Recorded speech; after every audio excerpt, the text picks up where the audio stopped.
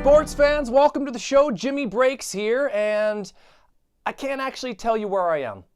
In fact, I'm at a bit of a loss even to describe the whole topic at hand today. So I've been tasked with reporting on a sporting event that is spectacular in size, huge actually. Due to the very strict and vigilant copyright protection of the organization that's putting on the event, not to mention the fact that our budding sports network can't really afford the rights to bring it to you, this report will be highly redacted. We cannot tell you its name, nor can we show you its logo. There is a 0% chance of that happening. 0, 0, 0, 0. In addition to not being able to tell you the name of the event, I can't even make up a name that kind of sounds like the name, or else I could also find myself in legal hot water. There is certainly an international component to this sports happening, but I can't tell you which nations are participating, nor can I mention any of those nation names with the word team or go or any combination of those three things put together. Yeah. As I mentioned earlier, the site of the event is also something that I can't talk about, nor can I associate it with a road or the year.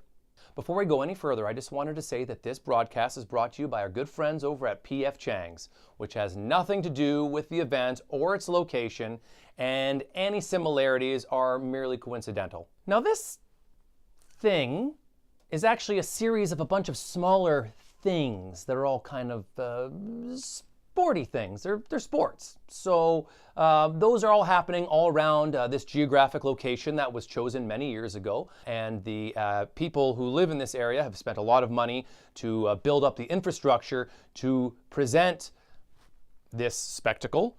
I can't tell you too much about the individual happenings that are going on, other than to tell you that the sports are those that are not typical of hot climates. Snow and ice are at the forefront of this event. Lots of sliding, lots of turning. Sometimes there's jumping. There's shooting. Sometimes they shoot. So the way it works is the grouping of the top 3 athletes or teams, they get necklaces, essentially. Upon each necklace, there could be one of 3 different precious metal discs, and their distribution is based on the final rankings of said event. So the top performer earns the necklace with the most precious metal alloy. The runner-up also gets a precious mined substance upon their necklace, but less precious and less valuable than the top performer. The same holds true for third place, who commonly remark that they're just happy to make their way to the multi-tiered award reception platform. If you were hoping for a human interest story, guess again, because I cannot mention any athlete's name, where they're from, or any of their backstory. So, yeah. So with that disclaimer about some of the limitations that I'm facing in trying to report this story, let's break into today's news. So there was this, So there's like a,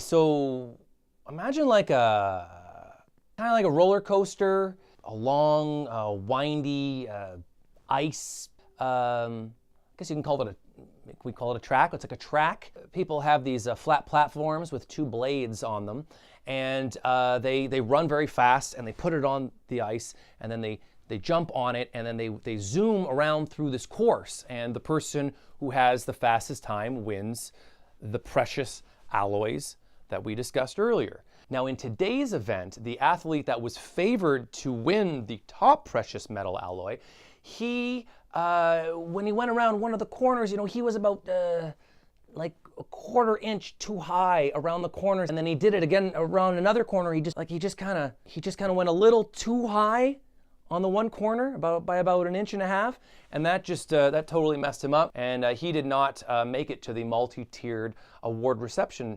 platform at all, which was a big shock to everyone there. There was a guy who also was not really expected to do very much at all, but when he went around those corners, I mean, he was like about 1 inch lower around that first corner than the guy who was favored. He was also like more in line, and that allowed him to have the fastest time. So there was lots of excitement and a lot of ballyhoo, lots of people waving flags, which I can't show you any footage of that as well.